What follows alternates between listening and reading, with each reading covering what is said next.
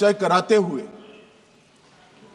Operation सिंदूर की सेना को परमिशन दी और हमारे वीर जवानों ने सटीकता बहादुरी के साथ पाक स्थित आतंकवादी अड्डों को चूर चूर करने का काम किया।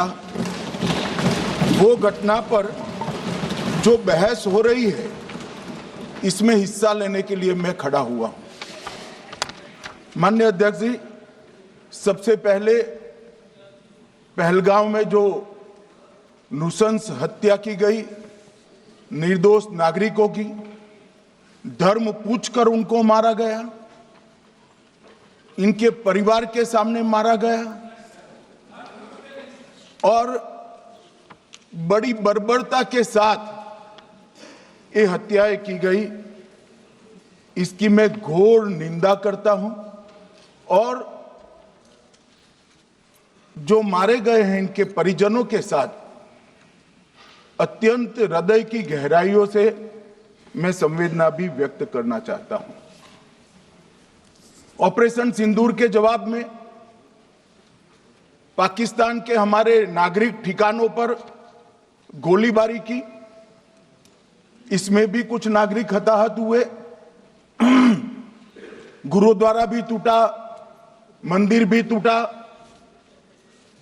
जो भी नागरिक उसमें घायल हुए हैं और जो हताहत हुए हैं, वो सभी के प्रति मैं पूरे सदन की ओर से गहरी संवेदना व्यक्त करना चाहता हूं। माननीय अध्यक्ष जी, कल से यहां पर पक्ष और विपक्ष दोनों की चर्चा चल रही है और स्वाभाविक है, जब इस तरह की नृशंस घटना घटे देश में, तब इस पर मुक्त चर्चा भी होनी चाहिए, चिंतन भी होना चाहिए, आगे न हो इसकी व्यवस्था की भी चिंता होनी चाहिए। माननीय अध्यक्ष जी, मैं विषय पर आने से पहले आपके माध्यम से सदन को और सदन के माध्यम से पूरे देश को ऑपरेशन महादेव जो कल एक हुआ है, इसकी जानकारी देना चाहता हूं। माननीय अध्यक्ष जी, कल ऑपरेशन महादेव में सुलेमान उर्फे फैजल जट, अफगान और जिब्रान, 3 आतंकवादी सेना, सीआरपीएफ और जम्मू कश्मीर पुलिस के संयुक्त अभियान में ऑपरेशन महादेव में मारे गए। और माननीय अध्यक्ष जी, ये जो सुलेमान है, ए श्रेणी का लश्कर तोयबा का कमांडर था। पहलगाम हमले में और गगनगिर आतंकी हमले में वो लिप्त था। इसके ढेर सारे सबूत हमारी एजेंसियों के पास है। अफगान ए श्रेणी का लश्कर तैयबा का आतंकवादी था और जिब्रान भी ए ग्रेड आतंकवादी था। और माननीय अध्यक्ष जी, मैं सदन को और सदन के माध्यम से पूरे देश को बताना चाहता हूं, जिन्होंने बैसरन घाटी में हमारे प्रवासियों को, नागरिकों को मारा था, ये तीनों आतंकवादी ये थे और तीनों मारे गए।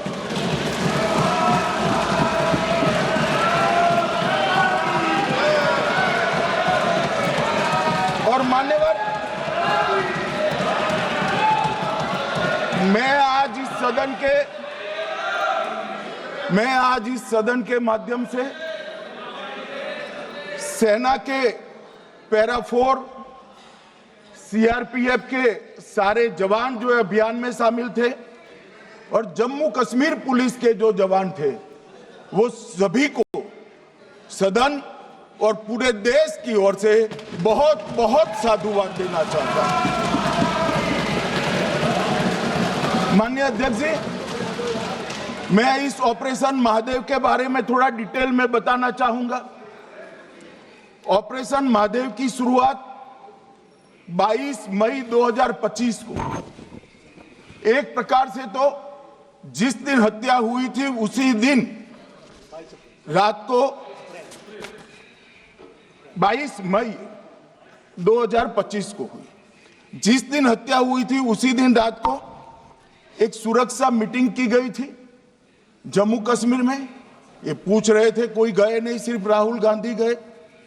अब आपकी आंख कौन से चश्मे से देख रही है मुझे मालूम नहीं माननीय अध्यक्ष जी। 1 बजे हमला हुआ, मैं 5:30 बजे श्रीनगर में उतर चुका था। माननीय अध्यक्ष जी, अरे सुनो सुनो, मैं बताता हूँ ना 22 में, सुनो ना प्लीज, धैर्य रखकर सुनो, हमने आपको नहीं टोका है, सुनना पड़ेगा भाई, ऐसे नहीं चलेगा। माननीय अध्यक्ष जी, नहीं, पर बैठे बैठे मत बोलिए आप भी। माननीय अध्यक्ष जी, 23 अप्रैल को टिप्पणी मत करिए। एक सुरक्षा मीटिंग की गई। सभी सुरक्षा बल, सेना, CRPF, BSF, Jammu Kashmir police, और सबसे पहले उसमें निर्णय किया गया कि जो नृशंस हत्यारे हैं वो देश छोड़कर पाकिस्तान भाग न पाए, इसकी हमने पुख्ता व्यवस्था की और भागने नहीं दी। 22 मई को आईबी के पास एक ह्यूमन इंटेल आई और एक क्षेत्र के अंदर, दाची गांव क्षेत्र के अंदर आतंकवादियों की उपस्थिति की सूचना मिली। आईबी और सेना द्वारा दाचीकाम क्षेत्र में अल्ट्रा सिग्नल कैप्चर करने के लिए जो इंस्ट्रूमेंट हमारी एजेंसियों ने बनाए हैं, इसके द्वारा इस सूचना को पुख्ता करने के लिए मई से 22 जुलाई तक लगातार प्रयास किए गए। ठंड में ऊंचाइयों पर हमारे सेना के अधिकारी पैदल इनके सिग्नल प्राप्त करने के लिए घूमते रहे, आईबी के अफसर भी घूमते रहे, सीआरपीएफ भी घूमती रही, और मान्यवर 22 जुलाई को हमें सफलता मिली। सेंसर्स के माध्यम से आतंकवादी होने की पुष्टि मिल गई।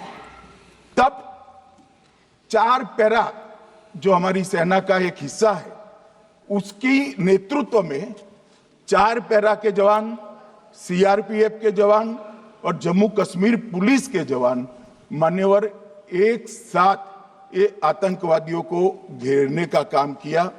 सेना, सीआरपीएफ, जम्मू कश्मीर पुलिस की मीटिंग भी की गई।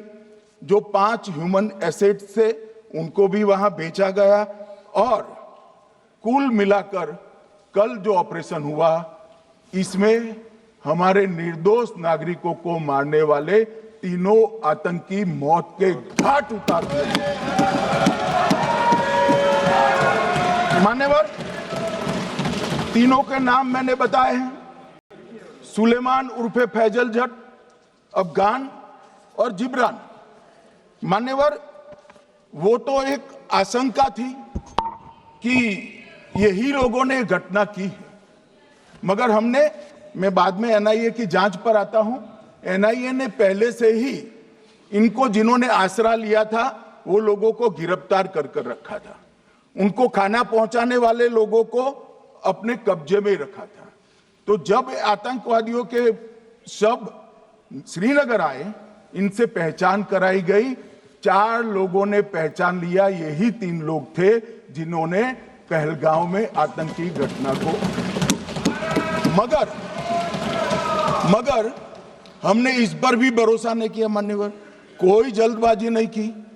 हमने जो आतंकी घटना स्थान से कारतूस मिले थे, वो कारतूस का एफएसएल रिपोर्ट पहले से करा कर रखा था, और चंडीगढ़ सेंट्रल एफएसएल के अंदर बैलिस्टिक रिपोर्ट के आधार पर उनका रिपोर्ट तैयार था। जब ये कल आतंकवादी मारे गए, इनकी 3 राइफलें पकड़ी गई। एक M9 अमेरिकन राइफल थी और 2 AK-47 राइफल थी। जो कारतूस मिले थे वो भी M9 और AK-47 के भी थे, मगर हमने इससे भी संतोष नहीं माना। ये राइफलों को एक विशिष्ट विमान के द्वारा कल रात को 12 बजे चंडीगढ़ पहुंचा गया और पूरी रात फायरिंग कर कर इसके भी खाली खोखे जनरेट किए गए, 2 खोखों का मिलान किया गया, राइफल की नाली और निकले हुए खोखों का भी मिलान हो गया। तब ये तय हो गया कि इन्हीं 3 राइफलों से हमारे निर्दोष नागरिक मारे गए। और मान्यवर, आज मैं सदन को बताते हुए बहुत खुश हूं। मोदी जी ने ऑपरेशन सिंदूर कर आतंकवादियों को जिन्होंने आतंकवादियों को भेजा था उनके आकाओं को जमीन में मिलाने का काम किया था। सेना और सीआरपीएफ ने वो आतंकवादियों को भी समाप्त कर दिया। और मान्यवर,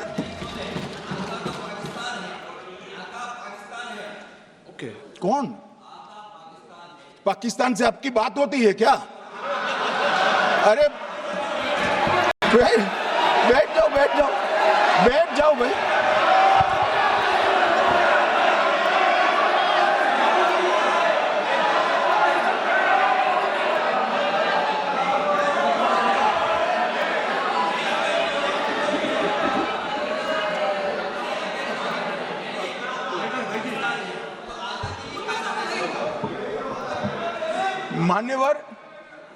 मान्यवर, मैं बताता हूं कैसे इनके आका मारे गए, वो भी नाम के साथ बताता हूं, जगह के साथ बताता हूं, घंटे, मिनट और सेकंड के साथ बताता हूं।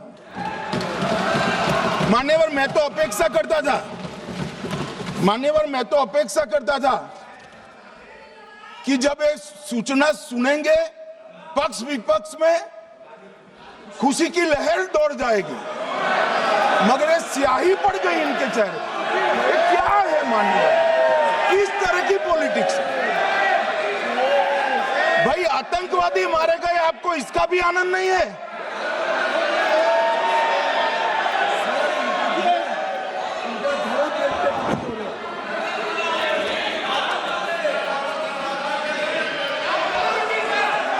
अखिलेश जी बैठ जाइए, मेरा पूरा जवाब सुनिए, आपका सब जवाब आ जाएगा।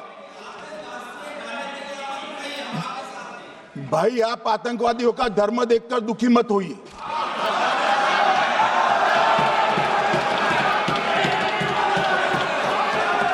अखिलेश बैठ जाइए यार।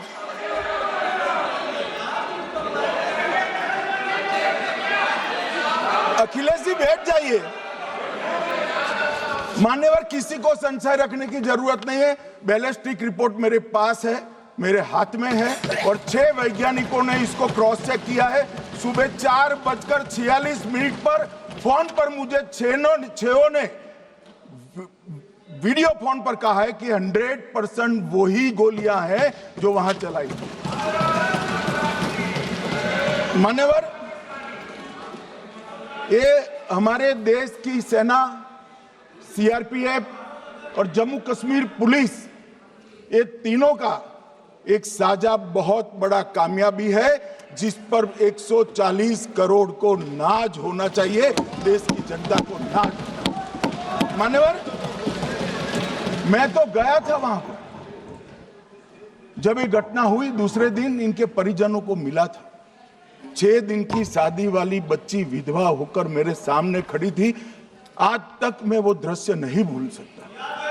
मगर आज सारे परिजनों को मैं कहना चाहता हूं कि मोदी जी ने ऑपरेशन सिंदूर से भेजने वालों को भी मारा और हमारे सुरक्षा बलों ने जिनको भेजा था उनको भी मारा, और एक ऐसा सबक सिखाया है कि आने वाले कई दिनों तक कोई ऐसी हिम्मत नहीं कर पाएगा। मान्यवर, मैं थोड़ा एनआईए की जांच के बारे में भी बताना चाहूंगा। मान्यवर, जिस दिन लश्कर-ए-तोयबा ने और इसके आउटफिट टीआरएफ ने इसकी जिम्मेदारी ली, उसी दिन हमने तय कर लिया था कि ये जांच एनआईए को सौंप दी जाएगी, क्योंकि एनआईए आतंकवाद के केसों की जांच के लिए, वैज्ञानिक तरीके से जांच करने के लिए और सजा कराने के लिए महारत हासिल की हुई विश्व मान्य एजेंसी है, जिसका सजा कराने का दर 96% से ज्यादा है। मान्यवर, हमने तुरंत ही इसकी जांच एनआईए को दे दी। हमने पूरी व्यवस्था की, सेना, बीएसएफ, सीआरपीएफ और जम्मू कश्मीर पुलिस ने कि लोग देश छोड़कर भाग न जाए। और मान्यवर, इसकी जांच की शुरुआत हुई।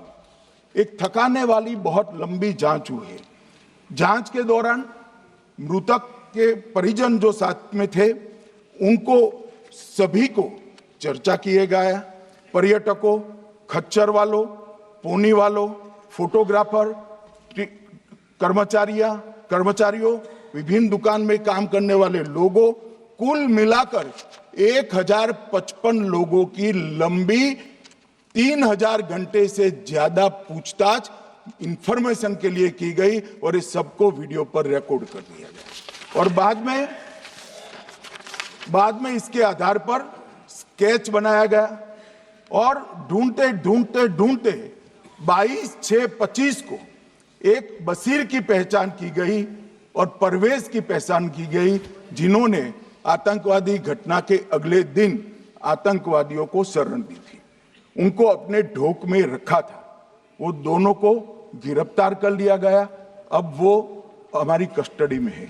दोनों गिरफ्तार अपराधियों ने खुलासा किया कि 21/4/25 की रात को 8 बजे 3 आतंकवादी बेसरन से लगभग 2 किलोमीटर दूर स्थित परवेज ढोक में आए थे। आतंकवादियों के पास AK-47 और M9 कार्बाइन थी। जो 2 आतंकवादियों ने काली पोशाक पहनी थी और एक ने छद्म वेश किया था। खाना खाया, चाय पी और ढोक से निकलते वक्त कुछ खाना, नमक, मिर्च और मसाले लेकर वो चले गए। मान्यवर, उस वक्त हमने जिन खोखो को रिकवर किया था, इसको हमने चंडीगढ़ FSL में टेस्टिंग के लिए भेज दिया। और जब चंडीगढ़ FSL में टेस्टिंग के लिए भेजा गया तो वही राइफल से एपको आतंकी हमला हुआ था, वो भी निश्चित हुआ। तो आज इसके साथ साथ दूसरे एपको आतंकी हत्या को अंजाम देने वाले आतंकियों का भी इसके साथ ही समाप्ति हुई है, उनको मार दिया गया है। मान्यवर, और इसके बाद में स्केच बनाया गया। गिरफ्तार किए गए दोनों आरोपियों की माता जो थी, इन्होंने ये तीनों आतंकियों के मृतदेहों को पहचान लिया है। दोनों आतंकवादी घटना में साथ लेने वाले उनके साथियों ने भी पहचान लिया है और अब उसकी FSL की पुष्टि भी आज सुबह 4 बजे हो गई थी। अब मैं जांच का पूरा ब्यौरा बताना चाहता हूं। मान्यवर, ये हमले में 3 पाकिस्तानी आतंकवादी थे। हमले में 2 AK-47 और 1 M9 कार्बाइन का प्रयोग किया गया था। और अब जो पकड़े गए हैं, इसके सुलेमान के कारण एपको का मामला भी आज रिजॉल्व हो रहा है और आतंकवादियों को पनाह देने वाले 2 स्थानीय लोगों को भी इस केस में पकड़ लिया गया है। अब मान्यवर, कल पूछते थे कहां से आए, कहां गए, किसकी जिम्मेदारी है। भाई, जिम्मेदारी हमारी ही है। हम सरकार में हैं, हमारी ही जिम्मेदारी है। मगर मैं पूछता हूं, जब आप सरकार में थे तब क्या क्या हुआ था, इसकी जिम्मेदारी किसकी थी और क्यों निर्वहन नहीं किया, वो भी बाद में पूछूंगा। जरा धीरज से सुनना। मगर मान्यवर, मुझे एक बड़ा दुख हुआ। कल इस देश के पूर्व गृह मंत्री चिदंबरम जी ने सवाल उठाया कि क्या प्रूफ है कि ये आतंकवादी पाकिस्तान से आए। और मान्यवर, कब उठाया? जब संसद में चर्चा होने वाली थी। क्या कहना चाहते हैं चिदंबरम साहब? किसको बचाना चाहते हैं? पाकिस्तान को बचाकर आपको क्या मिलेगा? वो ये कह रहे हैं कि और क्या है, मत जवाब दो।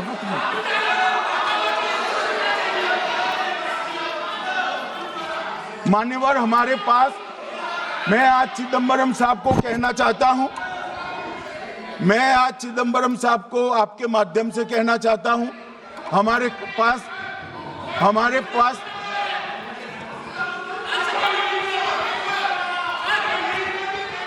मान्यवर हमारे पास प्रूफ है, वो भी मैं सदन के सामने रखना चाहता हूं कि तीनों पाकिस्तानी थे।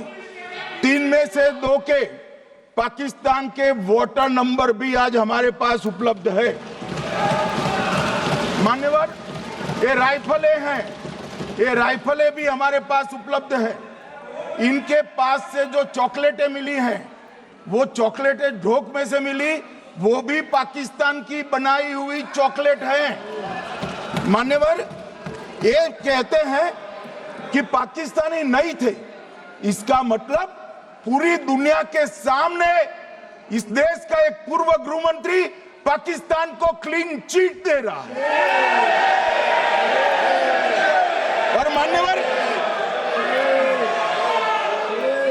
और मान्यवर वो पाकिस्तानी आतंकवादी नहीं थे, ऐसा बोलकर श्री चिदम्बरम अगर पाकिस्तानी आतंकवादी नहीं थे तो पाकिस्तान पर हमला क्यों किया, वो भी सवाल खड़ा कर रहे हैं।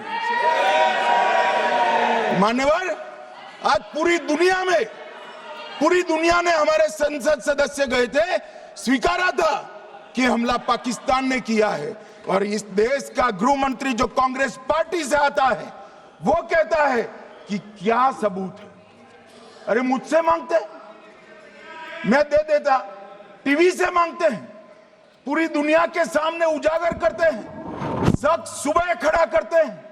पाकिस्तान को बचाने का इनका ये षड्यंत्र आज 130 करोड़ लोग जान रहे हैं। बच नहीं पाओगे आप लोग, बच नहीं पाओगे।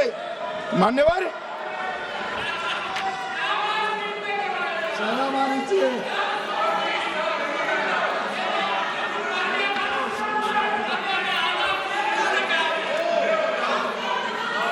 मान्यवर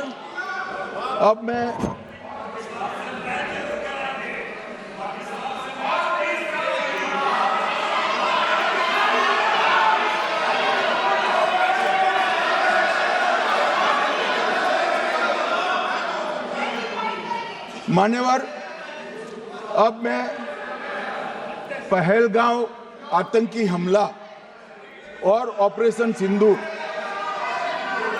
ये दोनों घटनाक्रम के लिए मान्यवर ये अभी से थक जाते हैं।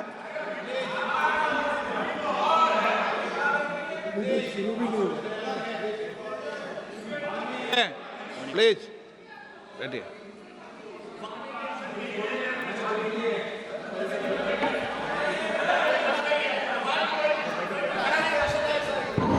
मान्यवर मैं आपके माध्यम से कहना चाहता हूं, थोड़ा धैर्य रखे भैया, अभी तो शुरू हुआ है, अभी तो शुरू हुआ है। मान्यवर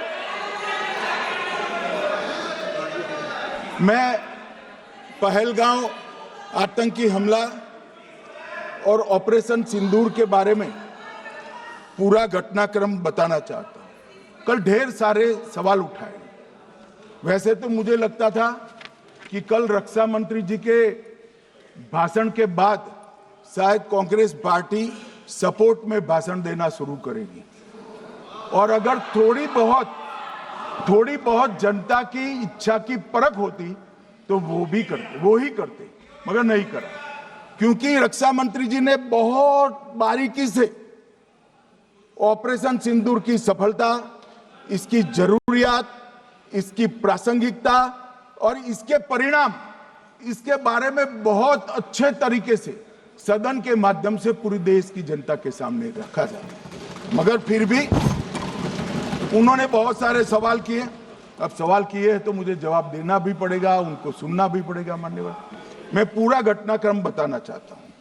मान्यवर 22 अप्रैल को पहलगांव में आतंकवादी हमला हुआ, इसमें 26 लोग मारे गए, 25 भारतीय और 1 नेपाली नागरिक। हमने उसी वक्त मैं श्रीनगर जाने के लिए निकल गया रात को ही सुरक्षा बलों की मीटिंग कर ये भाग न पाए इसकी व्यवस्था की। माननीय मोदी जी ने 23 और 30 अप्रैल को सीसीएस की मीटिंग चेयर की। ये कह रहे हैं, मैं आज बताना चाहता हूं कि सीसीएस की 23 अप्रैल की मीटिंग में क्या हुआ। सबसे पहला कांग्रेस पार्टी का ब्लंडर था सिंधु जल संधि, इसको स्थगित करने का काम नरेंद्र मोदी जी ने किया। हमने अटारी के माध्यम से एकीकृत जांच चौकी जो चलती थी उसको बंद कर दिया। पाकिस्तानी नागरिकों के सार्क वीजा को सस्पेंड कर सभी को वापस पाकिस्तान भेजने का काम किया। पाकिस्तान स्थित उच्चायोग ने रक्षा, सैन्य, नौसेना के सलाहकारों को अवांछनीय व्यक्ति घोषित किया, संख्या को 55 से घटाकर 30 किया और सीसीएस ने ये संकल्प लिया कि जहां पर भी ये आतंकवादी छुपे हैं उनको और उनकी ट्रेनिंग करने वाले अड्डों को सेना, पुलिस, सीआरपीएफ, बीएसएफ उचित जवाब देगी। मान्यवर, जिस तारीख को ये हुआ उसी दिन ये निर्णय हो चुका। मान्यवर, इसके बाद में कल गोगाई जी कहते थे मोदी जी 24 को पहलगाम जाने की जगह बिहार गए। सुनो यार, मान्यवर, मोदी जी जब ये पहलगाम घटना हुई यहां नहीं थे, विदेश में थे। आने के बाद तुरंत सीसीएस बैठक की और मोदी जी जिस दिन बिहार गए उस दिन पहलगाम में कुछ नहीं, कोई नहीं था, सिर्फ राहुल गांधी थे। सारे लोग चले गए थे, सारे लोग वहां से अपने अपने ठिकाने पर चले गए थे। मगर इन्होंने एक बात कही, उस पर मेरी आपत्ति है मान्यवर। उन्होंने कहा 24 अप्रैल को चुनावी भाषण किया। मान्यवर, देश का नेतृत्व करने वाले देश के प्रधानमंत्री की फर्ज होती है कि देश की संप्रभुता पर, देश के नागरिकों पर अगर ऐसा जघन्य हमला होता है तो जनता की भावनाओं के अनुरूप जवाब देना चाहिए। मान्यवर, मैं आज आपकी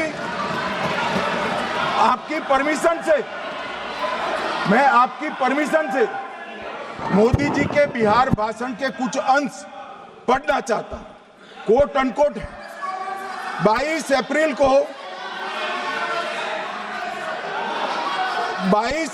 को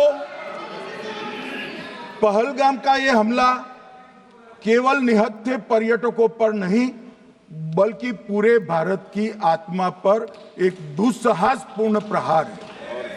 आतंकवाद के प्रति दृढ़ और कड़ा रुख, आतंकियों और इसके हमले की साजिश रखने वालों की कल्पना से भी बढ़कर उनको सजा दी जाए।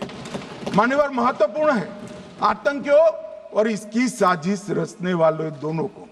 आतंकियों की बची खुची जमीन भी मिट्टी में मिलाने का समय आ गया है। 140 करोड़ भारतीय इस बात के लिए एकजुट है कि आतंक के आकाओं की कमर तोड़ दी जाएगी। भारत हरेक आतंकवादी और उनके समर्थकों की पहचान करेगा, उनका पता लगाएगा और उन्हें दंडित करेगा। आतंकवाद कभी भी भारत की आत्मा नहीं तोड़ पाएगा। न्याय सुनिश्चित करने का मैं हर संभव प्रयास करूंगा। अनकोट। अब इसमें किसी को चुनावी भाषण दिखाई पड़ता है तो उसकी समझ शक्ति पर बहुत सारे सवालिया निशान लग जाते हैं। ये चुनावी भाषण नहीं है, आतंकवाद के खिलाफ लड़ने का 140 करोड़ भारतीयों का प्रतिघोष है जो मोदी जी ने वहां दिया। इनको चुनावी भाषण दिखाई पड़ता है। जैसे चश्मे होते हैं ऐसी ही दृष्टि होती है। मान्यवर, इसके बाद 30 अप्रैल को मान्यवर 30 अप्रैल को सीसीएस की बैठक हुई। पहले 23 को हुई थी। उसमें सशस्त्र बलों को पूर्ण ऑपरेशन की फ्रीडम दे दी गई। प्रधानमंत्री मोदी जी ने सीसीएस की उपस्थिति में रक्षा मंत्री, एनएसए और सेनाओं के प्रमुख के साथ बैठकर पूर्ण ऑपरेशनल फ्रीडम देने का काम किया और इसके बाद ये ऑपरेशन सिंदूर हुआ। मान्यवर, ऑपरेशन सिंदूर 7 मई को रात को 1:04 से 1:24 तक चला। उसमें पाकिस्तान के 9 आतंकी ठिकानों को ध्वस्त कर दिया और पूरी दुनिया ने इसके दृश्य देखे। साहब, इससे बड़ा संयमित हमला नहीं हो सकता। आजकल दुनिया में युद्ध चल रहे हैं, हम देख रहे हैं, बच्चे मर रहे हैं, महिलाएं मर रही, निर्दोष मर रहे। हमने 9 आतंकी अड्डों को समाप्त किया, परंतु एक भी सिविलियन नहीं मारा गया, केवल और केवल आतंकी मारे गए। स्थान थे मरकज सुभान अल्लाह बहावलपुर, मरकज तैयबा मुरीद के, महमूना जाया कैंप सियालकोट, अरे नाम सुनो काम में आएंगे, सरजाल camp Sialkot, Sawai Nala camp Muzaffarabad, Syedna Bilal camp Muzaffarabad, Gulpur camp Kotli, Barnala camp बिंगबर्ग और अब्बास कैंप कोटली। मान्यवर, सर्जिकल स्ट्राइक और एयर स्ट्राइक में हमने पाक ऑक्यूपाई कश्मीर में ही हमला किया, एक प्रकार से भारत के हिस्से पर ही हमला किया। पाक ऑक्यूपाई कश्मीर हमारा ही है, तो हमने तो हमारे हिस्से में हमला किया, मगर इस बार 100 किलोमीटर अंदर घुसकर पाकिस्तान की भूमि पर आतंकवादियों को तबाह करने का काम। और मान्यवर, ये आतंकी के ठिकानों पर हमला हुआ, इसमें मारा कौन गया? हाफिज मोहम्मद जमील जैसे मोहम्मद के प्रमुख मौलाना मसूद अजहर के बहनोई, मुदस्सर खादियान मरकज तैयबा मुरीद का प्रमुख, याकूब मलिक जेएम पदाधिकारी, मोहम्मद हमसा जमील जेएम ऑपरेटिव, मोहम्मद यूसुफ अजहर गंभीर रूप से घायल था, फिर मारा गया। जैसे मोहम्मद का आमिर मोहम्मद हसन खान गंभीर रूप से घायल था, फिर मारा गया। जेएम ऑपरेटिव मोहम्मद हसन गंभीर रूप से घायल हुआ। अब्दुल मलिक, खालिद अबू अक्स और नोएम मलिक, इनका कोई पता ठिकाना नहीं। और मान्यवर, ये पूछते थे मुझे कल कि पहलगांव के दोषी कहां गए, वो पहलगांव के दोषी कहां गए? ये जो मैंने, अरे सुनो ना यार, ये जो 10 मैंने नाम पढ़े हैं, इसमें से 8 ये चिदंबरम एंड कंपनी के समय में आतंकवादी घटना घटाने वाले लोगों को नरेंद्र मोदी जी ने मारा। ये हमें पूछते कहां गए? अरे भाई, आपके समय में जो छुप गए थे, उनको चुन चुन कर हमारी सेना ने समाप्त कर दिया है।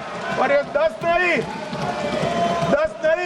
कल राजनाथ जी घबराते बोले हैं, अब ऑथेंटिक शब्द का है, मैं बढ़ा नहीं सकता, मगर कम से कम 100 लोगों को हमारी सेना ने समाप्त, 100 से अधिक लोगों को हमारी सेना ने समाप्त करने का काम। मान्यवर, और इस पर भी गर्व नहीं कर सकते आप, इस पर भी गर्व नहीं कर सकते।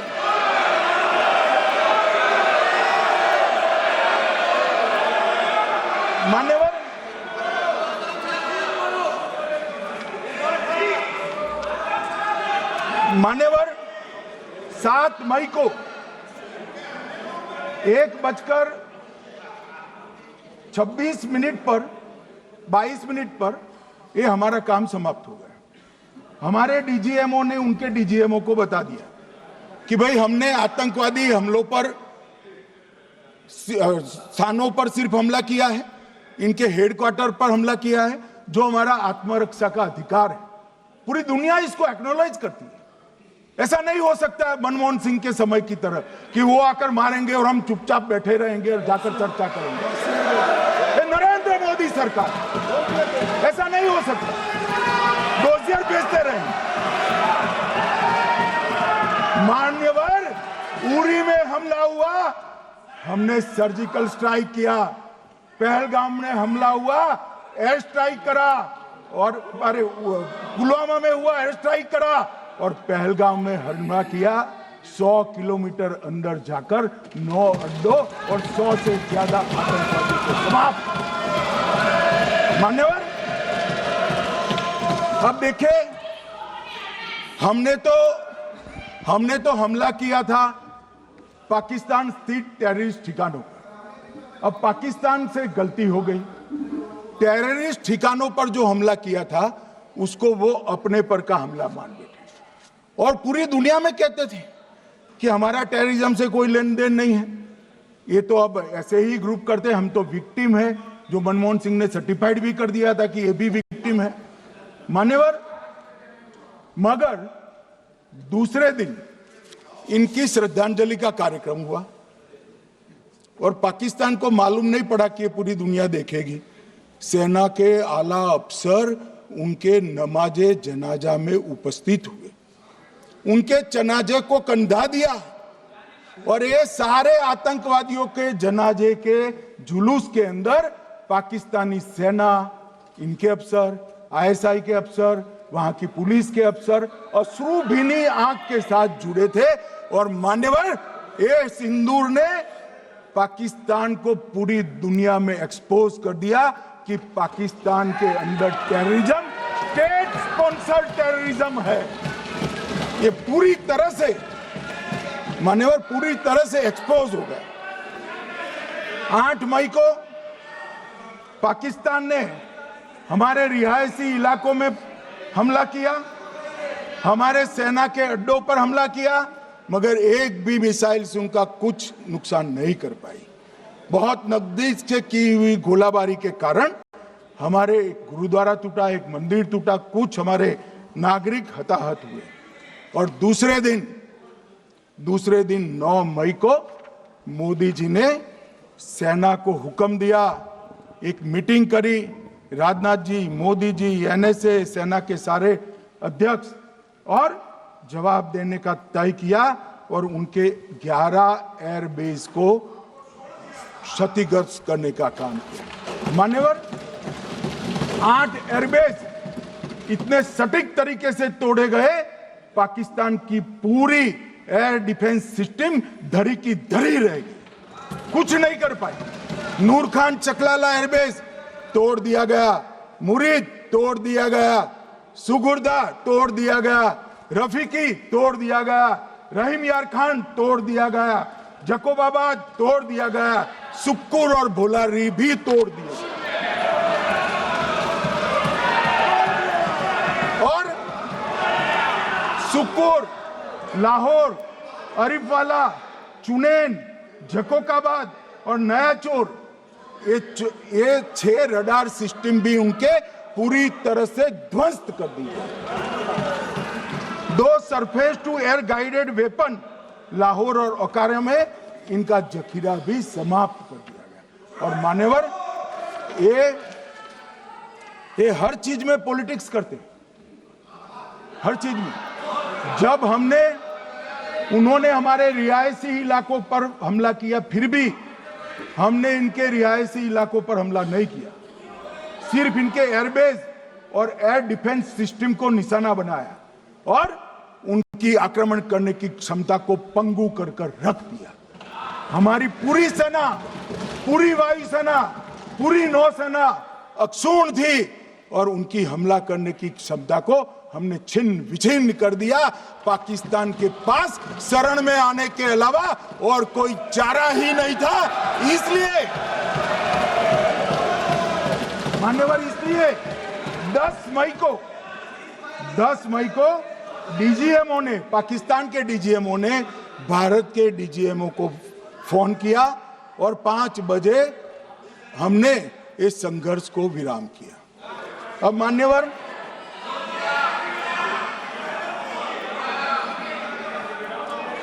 ये लोग कल सवाल उठा रहे थे कि इतनी अच्छी पोजीशन में थे, आपने युद्ध क्यों नहीं किया? युद्ध के कई परिणाम होते हैं मान्यवर, करना न करना वो सोचकर करना पड़ता है। मगर मैं इसी देश के इतिहास से कुछ घटनाएं बताना चाहता हूं। 1948 में मान्यवर कश्मीर में हमारी सेनाएं निर्णायक बढ़त पर थी। सरदार पटेल ना बोलते रहे, जवाहरलाल नेहरू जी ने एक तरफा युद्ध विराम कर दिया। और मान्यवर मैं बड़ी जिम्मेदारी के साथ कहता हूं, मैं इतिहास का विद्यार्थी हूं, पाक ऑक्यूपाई कश्मीर का अगर अस्तित्व है तो जवाहरलाल नेहरू जी की ये युद्ध विराम के कारण है। इसका जिम्मेदार जवाहरलाल नेहरू है। मान्यवर 1960 में सरदार पटेल ने विरोध किया था, गाड़ी लेकर आकाशवाणी तक गए थे, घोषणा न करते दरवाजे बंद कर दिए थे। मान्यवर 1960 में सिंधु जल पर भौगोलिक व रणनीतिक रूप से हम बड़े मजबूत थे और उन्होंने सिंधु समझौता क्या किया? 80% भारत का पानी पाकिस्तान को दे दिया।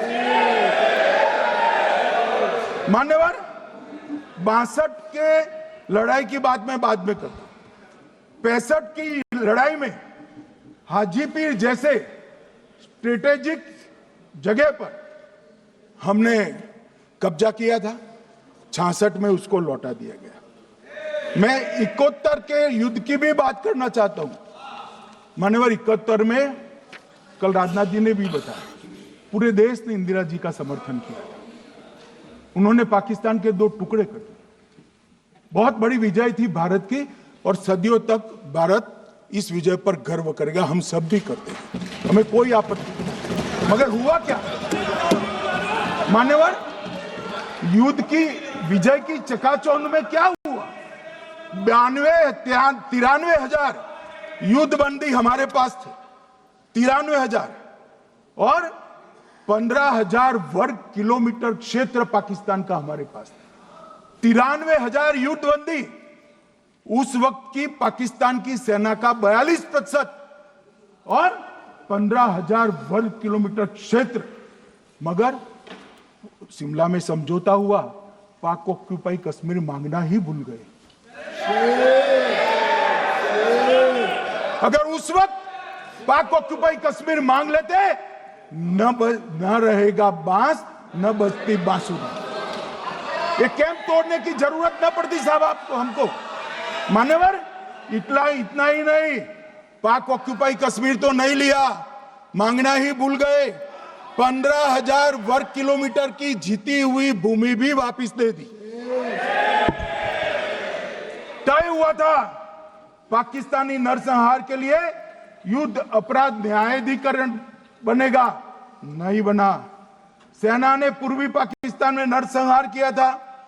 195 पाकिस्तानी अधिकारियों पर मुकदमा चढ़ना था। भुट्टो अपने साथ इंदिरा जी के सामने से छुड़ा कर ले गए। जनरल मानेक शॉ का एक कोट अनकोट कहता हूं, जनरल मानेक शॉ का, जो एक प्रकार से आर्किटेक्ट माने जाते हैं बांग्लादेश विजय के, इन्होंने कहा कि भुट्टो ने भारत के नेतृत्व को मूर्ख बनाया। अब जो शब्द है, मैं आप कोट अनकोट है, इसमें मेरा कुछ नहीं है, ये लोग गुस्सा न हो सकते। I told her into bracket Indira Gandhi, Indira ji को कहा that he into bracket Bhutto के लिए, he has made monkey out of you. समझ में आता है? ये फील्ड मार्शल साहब ने कहा है मान्यवर, और ये हमें सिखा रहे, ये नहीं किया, वो नहीं किया, फलाना नहीं किया, ठिकाना नहीं किया। अरे भाई, आप तो पाकिस्तान को क्लीन चिट दे रहे हो कि पाकिस्तान ने हमला ही नहीं किया है। क्या अधिकार है आपको पूछने का? कोई अधिकार नहीं है साहब। देखिए क्या होता है। मैंने कहा पाकिस्तान को क्लीन चिट दे रहे हो, तो कनी मोदी जी कह रही है कि नहीं, हम नहीं दे रहे। कनी मोदी जी, माननीय अध्यक्ष जी, आपके माध्यम से मैं कनी मोदी को बताना चाहता हूं, माननीय सदस्य जी को, कि वो कह रही है हमने नहीं दिया, मगर जिसके साथ बैठते हो उसका दोस्त तो आपके सर पर आएगा ना। चिदंबरम जी कर रहे हैं, आपके राज्य से है, कांग्रेस के प्रमुख नेता है, देश के पूर्व गृह मंत्री कह रहे हैं कि पाकिस्तान ने आतंकवादी नहीं भेजे थे। क्या क्लीन चिट देना चाहते? किसी को अधिकार नहीं है साहब यहां आतंकवाद पर बोलने का, किसी को अधिकार नहीं। मान्यवर, मैं अब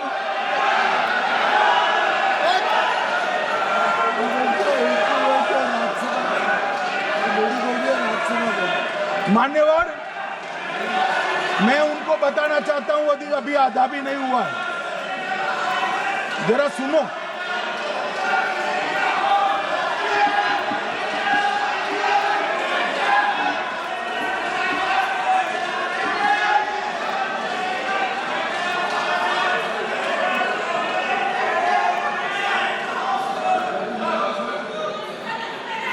मान्यवर,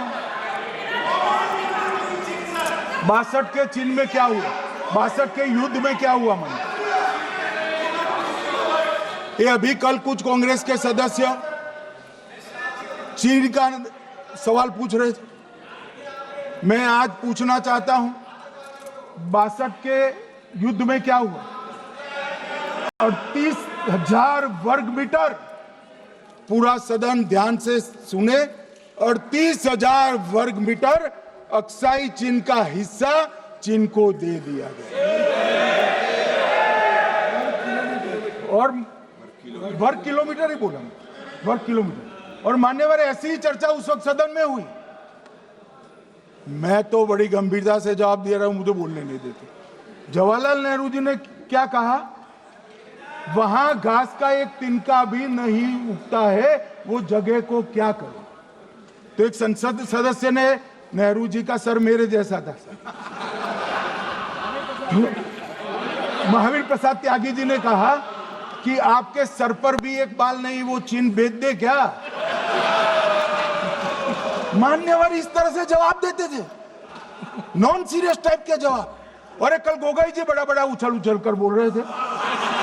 अरे गोगोई जी, आपको मालूम है उन्होंने चीन के बारे में, आसाम के बारे में क्या क्या था? आसाम को आकाशवाणी पर बाय बाय कह दिया था। रिकॉर्डिंग है, रिकॉर्डिंग है।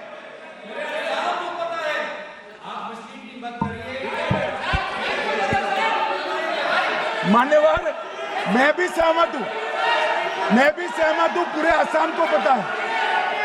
मान्यवर,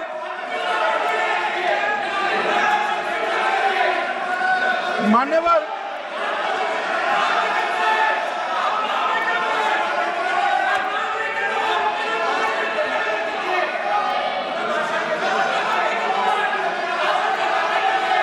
मान्यवर, मुझे मालूम है पूरे आसाम को पता है, इसीलिए तो वो विरोध पक्ष में बैठे हैं वहां पर आसाम में, पूरे आसाम को पता है। और मान्यवर,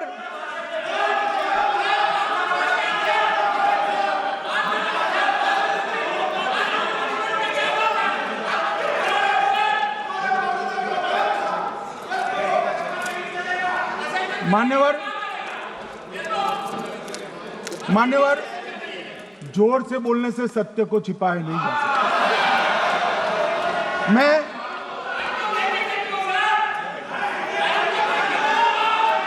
मान्यवर, मैं selected works of Jawaharlal Nehru series volume 29 पृष्ठ 231 पर से एक जवाहरलाल नेहरू जी के पत्र को कोट करना चाहता हूं। अनौपचारिक रूप से संयुक्त राज्य अमेरिका ने यह सुझाव दिया कि चीन को संयुक्त राष्ट्र में तो ले लिया जाए, मगर सुरक्षा परिषद को नहीं, सुरक्षा परिषद में भारत को लेना चाहिए। यह अमेरिका का प्रस्ताव था।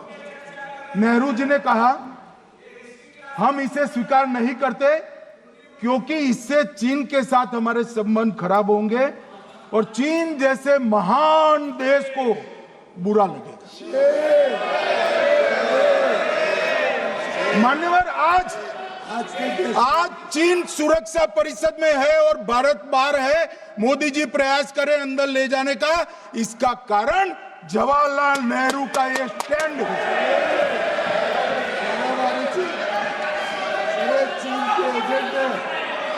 और मान्यवर ये तो पीढ़ी दर पीढ़ी चलता आ रहा है।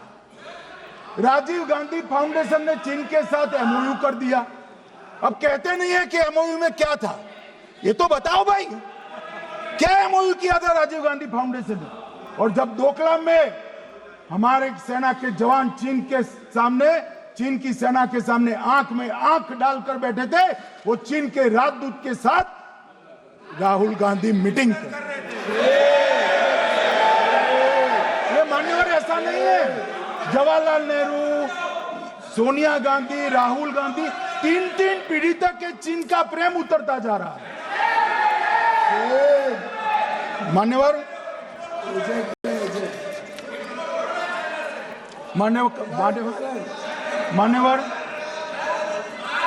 मैं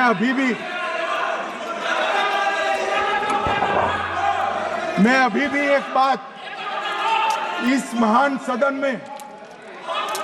के माध्यम से देश की जनता को कहना चाहता हूं, जो मेरी मान्यता है। ये सारी आतंकवाद की जड़ पाकिस्तान है और पाकिस्तान कांग्रेस पार्टी की भूल है। पार्टीशन स्वीकार न करते पाकिस्तान कभी न होता। इन्होंने पार्टीशन को स्वीकार कर देश को तोड़ा है। मान्यवर, कल विदेश मंत्री जी बता रहे थे शर्म अल शेख सम्मेलन का बलूचिस्तान ब्लंडर, जिसने पाकिस्तान को हमारे साथ चर्चा करने के लिए इक्वल फुटिंग पर ला दिया। मान्यवर, अब ये टेररिज्म की बात करते हैं। मैं इसमें भी पूरे देश की जनता को टेररिज्म की विगत 20 साल की स्थिति से अवगत कराना चाहता हूं। मान्यवर,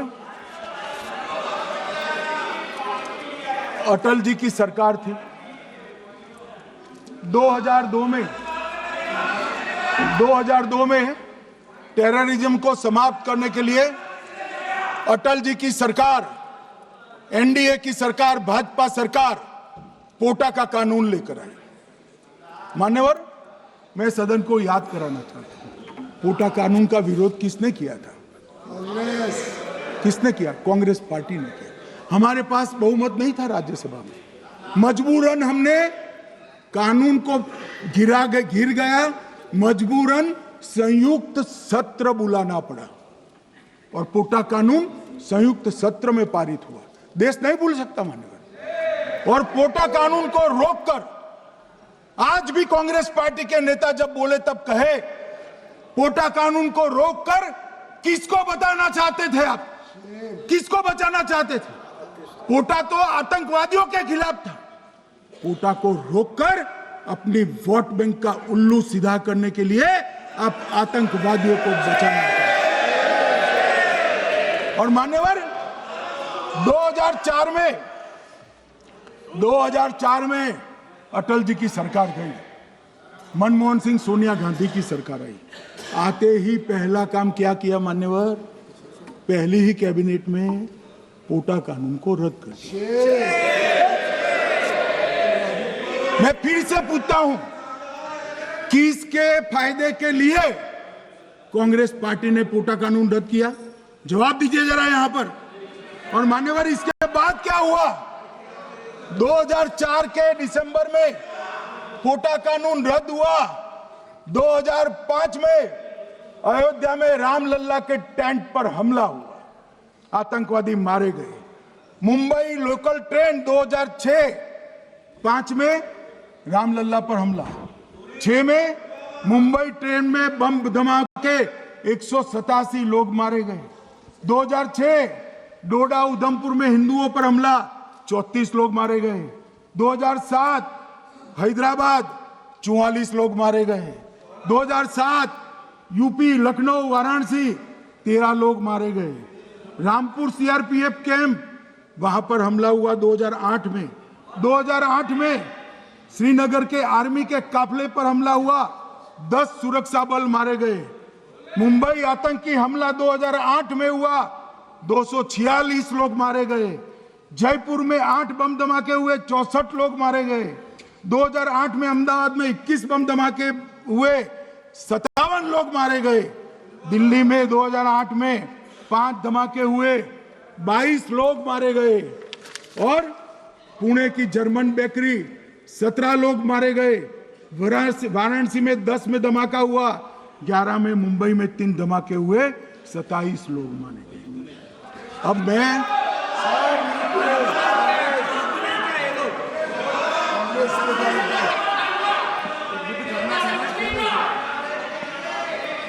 मान्यवर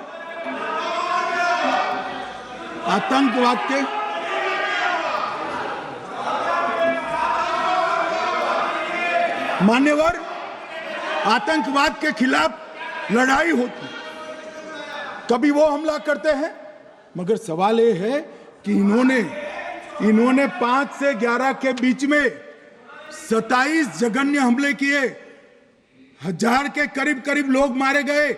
आपने क्या किया? क्या किया आपने? जवाब दीजिए, क्या किया? और मैं राहुल गांधी जी को चैलेंज देना चाहता हूं, इन्होंने इस आतंकवादी हमलों के खिलाफ उनकी सरकार ने जो कदम उठाए, यहां खड़े रहकर हिम्मत से बताए देश की जनता को। कुछ नहीं किया मान्यवर। ये यहां से आतंकवादियों की फोटो पाकिस्तान भेजते रहे, डोजियर भेजते रहे। और मान्यवर ये कहते हैं कि आपके समय में भी हमले हुए। मैं उनको अंतर समझाना चाहता हूं, वो देख नहीं पा रहे। मान्यवर, हमारे समय में जो भी आतंकवादी घटना हुई, पाक प्रेरित और कश्मीर सेंट्रिक हुई। देश के हिस्से में 2004 से 2014 से 2025 तक एक भी घटना नहीं हुई है मान्यवर। ये नरेंद्र मोदी सरकार है मान्यवर। और कश्मीर में भी आज स्थिति ऐसी हुई है, उनको पाकिस्तान से आतंकवादी भेजने पड़ते हैं। कश्मीर में आतंकवादी अब हमारे नहीं बनते हैं मान्यवर। और मैं सलमान खुर्शीद जी को भी याद करना चाहता हूं। एक बार मैंने बड़े सवेरे में नाश्ता करता था, टीवी पर उनको रोते हुए देखा। मुझे लगा क्या हुआ, कोई बड़ी घटना हो गई। तो रोते रोते वो श्रीमती सोनिया गांधी के घर से बाहर आ गए कि बाटला हाउस की घटना देखकर सोनिया जी फूट फूट कर रो पड़ी। अरे रोना था तो शहीद मोहन शर्मा के लिए रोते, बाटला हाउस के आतंकवादियों के लिए रोना आता है। और मान्यवर हमें पूछते हैं कि आपने क्या किया। कोई अधिकार नहीं है पूछने का, कोई अधिकार नहीं है मान्यवर। और ये हमें पूछते थे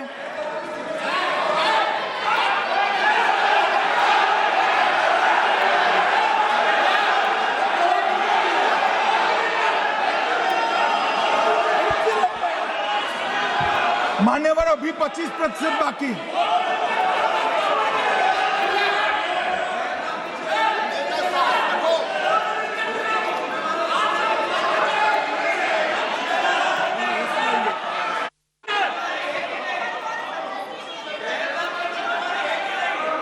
बैठिए, जवाब दे रहे हैं ना आपका, जवाब दे रहे हैं आपका।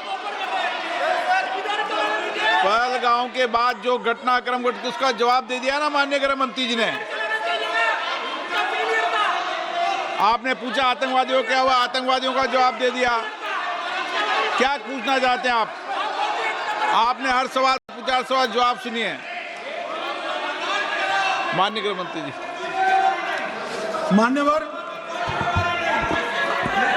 मान्यवर, इन लोगों को कल ऐसा था कि ये जो बेसरन के गुनहगार है वो पाकिस्तान भाग गए।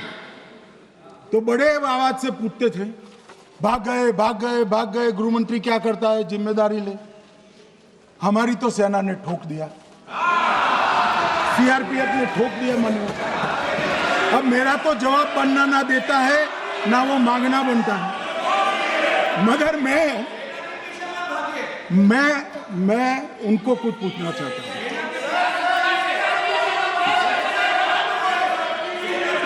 मान्यवर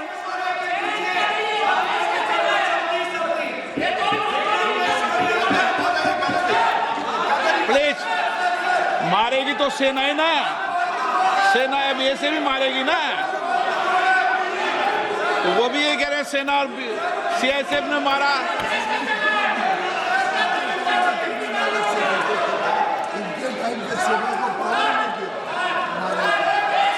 मान्यवर ये कहते हैं, साहब इसको बिठाओ जरा।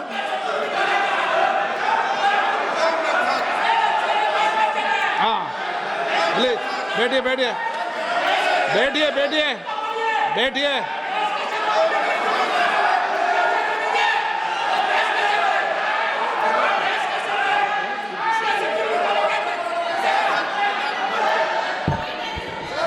सबको मान्यवर ये लोग मुद्दा उठाना चाहते हैं तो जरूर उठाए।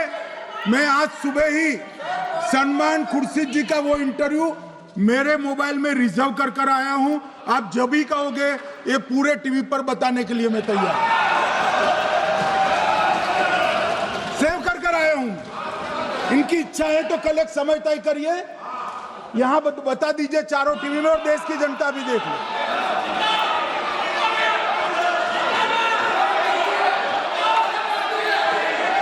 मान्यवर कह रहे हैं बताओ, आप बताओ, बताना है या नहीं बताना? नहीं, पूछो ना उनको। प्लीज प्लीज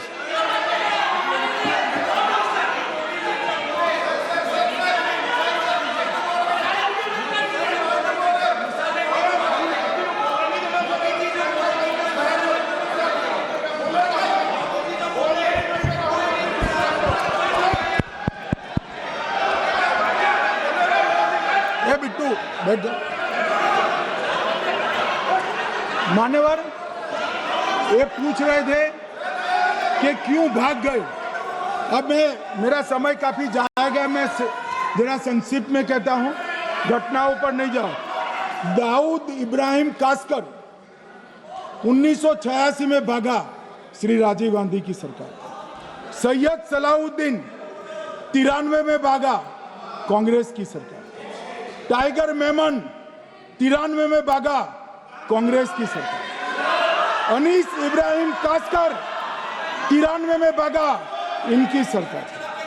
रियाज भटकल 2007 में भागा, इनकी सरकार। इकबाल भटकर 2010 में भागा, इनकी सरकार। मिर्जा सादाब बेग 2009 में भागा, इनकी सरकार। अब मान्यवर मेरा तो जवाब मांग लिया, हमारे सुरक्षा बलों ने मेरा जवाब भी दे दिया, अब राहुल गांधी इसका जवाब दे।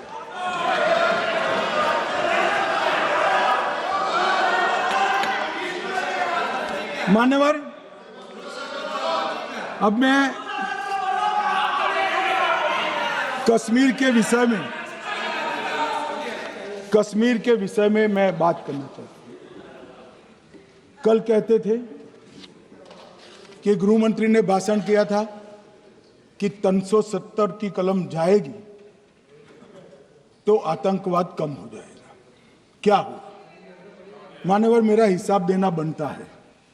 हम भारतीय जनता पार्टी के कार्यकर्ता हैं, ये नरेंद्र मोदी जी की सरकार है, हम जवाबदेह होते हैं जनता के प्रति, संसद के प्रति और देश के हितों के प्रति। मैं आज देश की जनता के सामने 2004 से 14 और 2015 से 25 10-10 साल का लेखा जोखा रखना चाहता हूं। 2004 से 14 में अखंड सोनिया मनमोहन की सरकार थी 10 साल की,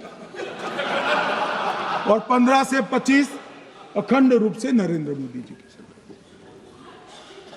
कश्मीर में टेरर इंसिडेंट 7,217 हुए थे 2004 से 14 में। 70% की कमी के साथ 2150 हो गए 1525। नागरिकों की मृत्यु 2004 से 14 में 1770 हुई, 2015 से 25 में कम होकर 357 हो गई, 80%। सिक्योरिटी फोर्सेस की मृत्यु 1060 हो गई उस वक्त, और हमारे समय में 542 हुई, और टेररिस्टों की मृत्यु में 123% की वृद्धि हुई। क्या हमें पूछ रहे हैं क्या हुआ? आंकड़े से भाग नहीं सकते भाई, आंकड़े से भाग नहीं सकते। और अब मैं कहता हूं कि धारा 370 ने कश्मीर में आतंकवादी इकोसिस्टम को नष्ट कर दिया है, जिस धारा 370 को आपने इतने साल तक बचा रखा। हमने जीरो टेरर प्लान बनाया है, एरिया डोमिनेशन प्लान बनाया है, मल्टी लेवल डिप्लॉयमेंट किया है, सुरक्षा जेलें बनाई हैं, 98% ट्रायल अब वीडियो पर हो रहे हैं, हमने संचार साधन बसाए हैं, और 702 फोन विक्रेता जेल में डाले, 2667 सिम कार्ड बंद किए। हमने, एक जमाना था साहब 10-10 हजार लोगों के जनाजे निकलते थे, पूरे देश ने घटनाएं देखी होगी, बुरहान वानी मर गए, फला मर गए, ढिका मर गए, 10-10 हजार। अब जो मारा जाता है उसको वही दफना दिया जाता है। किसी भी आतंकवादी को उसका महिमा मंडन करने के लिए जनाजे की इजाजत नरेंद्र मोदी के शासन में नहीं। मान्यवर, आतंकवादियों के सगे वाले और समर्थक चुन चुन कर हमने नौकरियों से निकाले, पासपोर्ट रद्द कर दिए हैं, गवर्नमेंट कॉन्ट्रैक्ट रद्द कर दिए हैं, 75 से ज्यादा आतंकी समर्थकों को कोर्ट से ऑर्डर लेकर सरकार से बर्खास्त कर दिया गया है। बार काउंसिल उनके समर्थकों से भरी थी, सस्पेंड कर नया लोकप्रिय चुनाव हमने कराया है। मान्यवर, कई संगठन बैन करे, मैं बाद में बताता हूं। विशेष यूएपीए अदालतें बनाई हैं, लगभग मार्च 22 से 25 के बीच में यूएपीए के 2267 मामले हमने जब्त किए हैं, दर्ज किए हैं, 374 कुर्की की है। और परिणाम क्या है मान्यवर? ये पूछ रहे हैं परिणाम क्या है? शुतुरमुख वृत्ति से अगर मिट्टी में सर रखकर बैठोगे तो कुछ नहीं, सूर्य भी नहीं दिखेगा। मान्यवर, परिणाम आया है। पहले ऑर्गेनाइज टॉन्ट पेल्टिंग साल की 2654 होती थी एवरेज इनकेस में। कितनी मान्यवर? 2654 पथराव होते हैं, 2024 में 0 हो गए। मान्यवर, ऑर्गेनाइज हड़ताल पाकिस्तान से ऐलान करते थे, घाटी बंद रहती थी। पाकिस्तान की भी हिम्मत नहीं है, घाटी में भी हिम्मत नहीं है। इनके समय में साल में 132 दिन घाटी बंद रहती थी, अब ऑर्गेनाइज हड़ताल 3 साल से 0 है। मान्यवर, टॉन्ट पेल्टिंग में नागरिकों की मृत्यु हर साल 112 होती थी, 3 साल से नागरिकों की मृत्यु 0 है। मान्यवर, जख्मी होते थे 6235 लोग टॉन्ट पेल्टिंग में, आज 0। मान्यवर, आज मैं बताता हूं, एक समय में हुर्रियत के नेताओं को यहां वीआईपी ट्रीटमेंट मिलती, हुर्रियत के साथ चर्चा करते थे, और ये हुर्रियत वाले आते थे, रेड कारपेट पूरा रोड खाली कर सीधा आता था, और मनमोहन सरकार के दूत इनके साथ चर्चा करते थे। सारे हुर्रियत के कंपोनेंट हमने बैन कर दिए हैं, सारे जेल की सलाखों के पीछे। हम कोई हुर्रियत से बात करना नहीं चाहते। मैं सदन में नरेंद्र मोदी जी की नीति दोहराना चाहता हूं। हुर्रियत टेररिस्ट संगठनों के आउटफिट है, हम इनसे बात नहीं करेंगे। हम अगर किसी से बात करेंगे तो घाटी के युवाओं के साथ बात करेंगे, हुर्रियत के साथ बात। मान्यवर, चुनाव के दौरान डर का माहौल होता था, अब 98.3% मतदान हुआ पंचायत चुनाव। कांग्रेस की बंद बहिष्कार का समय बंद हो गया। सेपरेटिस्ट बात करना चाहते थे, अब वो नहीं कर सकते। और मान्यवर, 2019 के बाद हमने कितने संगठन बैन करे, मैं बोलना चाहता हूं, थोड़ा समय चाहिएगा मान्यवर।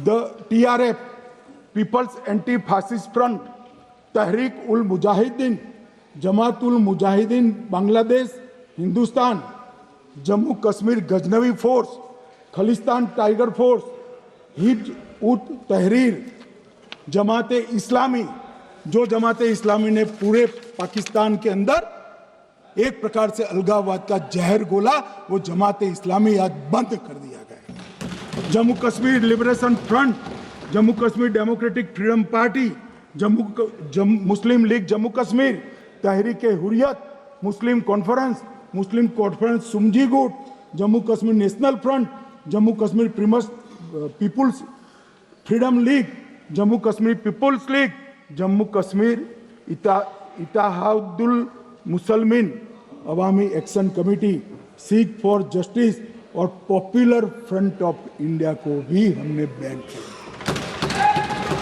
और ये शांति ऐसे नहीं हुई है। और ये कहते हैं कि एक भी घुसपैठ नहीं होती है। कभी गए हो आप पाकिस्तान? तो कई बार गए हो गए आप सीमा पर गए हो? पाकिस्तान तो कई बार गए हो, फिर से बोलता हूं, सीमा पर गए हो, सीमा के माध्यम से पाकिस्तान गए हो। हमारे जवानों की कठिनाई देखो साहब, -43 डिग्री में पहाड़ पर रहकर नदी नालों के बीच में चौकी करते हैं। कोई घुस गए तो क्या हुआ?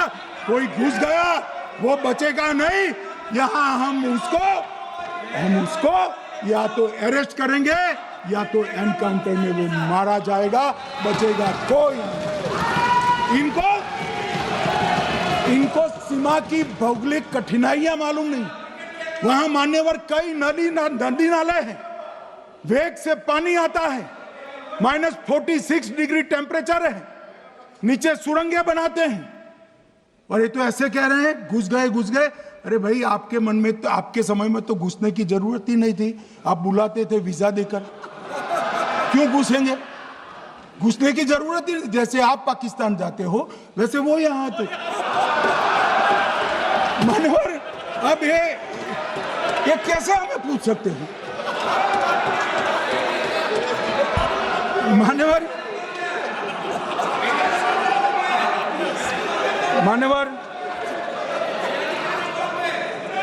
मैं समझ रहा हूं मान्यवर, मैं समझ रहा हूं पोटा का विरोध करने वाले को नरेंद्र मोदी की आतंकवादी विरोधी नीति नहीं पसंद आई। मैं समझ रहा हूं पोटा रद्द करने वाले को नरेंद्र मोदी जी की एंटी टेरर नीति पसंद नहीं आई। मैं समझ रहा हूं टेररिस्टों का बचाव कर वोट बैंक बनाने वालों को एक कोई नीति पसंद नहीं आएगी। मानवर, इसका विरोधी होना है। परंतु मैं आज एक बात यहाँ सदन के सामने आपके माध्यम से सदन को और दुनिया को बताना चाहता हूँ। मानवर, ये नरेंद्र मोदी सरकार है टेररिज्म के खिलाफ हमारी जीरो टॉलरेंस की नीति है, ऑफर है, और हम विजयी हो। और मान्यवर, मैं फिर से अंत में ऑपरेशन महादेव में जुड़े हुए सेना, सीआरपीएफ और जम्मू कश्मीर पुलिस के सभी जवानों को 2 हाथ जोड़कर प्रणाम कर बहुत बहुत साधुवाद।